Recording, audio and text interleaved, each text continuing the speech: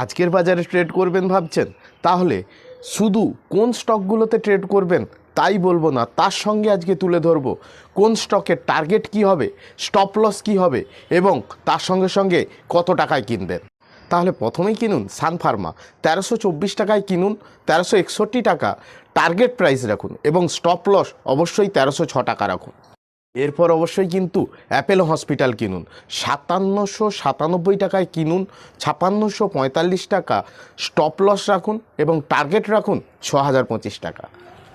এরপর অবশ্যই স্টেট ব্যাংকের কথা ভুলবেন না, 626 টাকায় কিনুন, 640 টাকা টার্গেট প্রাইস রাখুন এবং 606 টাকা কিন্তু অবশ্যই স্টপ লস রাখুন।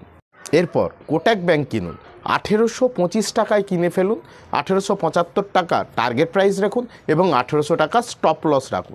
এরপর কিনুন নাইকা, 185 টাকা 50 পয়সায় কিনুন, টার্গেট প্রাইস রাখুন 214